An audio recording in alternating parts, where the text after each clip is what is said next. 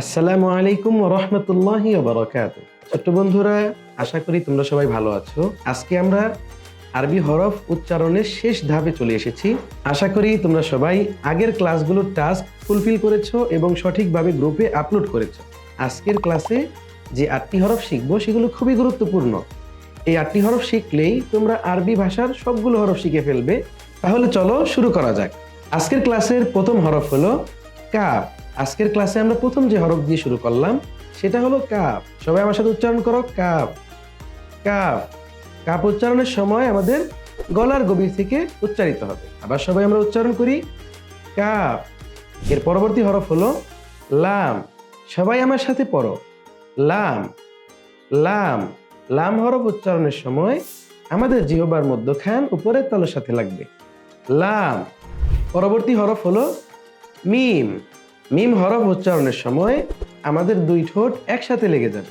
মিম হরফ উচ্চারণের সময় কি হবে? আমাদের দুই ঠোঁট একসাথে লেগে যাবে। সবাই আবার উচ্চারণ করি, মিম।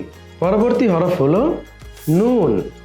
সবাই আমার সাথে উচ্চারণ করো, পরবর্তী হরফ নুন। নুন। নুন উচ্চারণের সময় জিহ্বার সামনের অংশ উপরের তালুর সাথে লাগবে। সবাই আবার বলি, নুন। এর পরবর্তী হরফ হলো ওয়াও। ওয়াও। ওয়াও উচ্চারণের সময় দুই ঠোঁট গোল করে উচ্চারণ করতে হবে।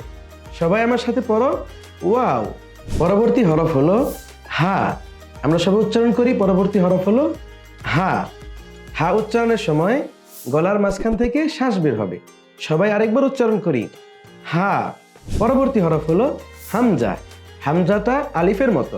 আলিফের যেমন কোনো মাখরাজ নেই, হামজারও মাখরাজ নেই। হামজা অন্য হরফের সাথে মিলে উচ্চারিত হয়। এজন্য আমরা সবাই আরেকবার উচ্চারণ করি, হামজা। হামজা। আমরা একেবারে ক্লাসের শেষ পর্যায়ে চলে এসেছি। আজকের ক্লাসের শেষ হরফটি হলো ইয়া। সবাই আমার সাথে উচ্চারণ করো, ইয়া। ইয়া হরফটি জিহ্বার মাঝখান থেকে উচ্চারিত হয়। ছোট্ট বন্ধুরা, আরবি হরফের উচ্চারণ শিখতে তোমাদের কেমন লেগেছে? আশা করি তোমরা সবাই খুব আনন্দের সাথে শিখতে পেরেছো। আমাদের এই কোর্সের সাথে থাকার জন্য তোমাদের সবাইকে ধন্যবাদ। আগামী কোনো পর্বে আবার তোমাদের সাথে দেখা হবে ইনশাআল্লাহ। আসসালামু আলাইকুম ওয়া রাহমাতুল্লাহি ওয়া বারাকাতুহু।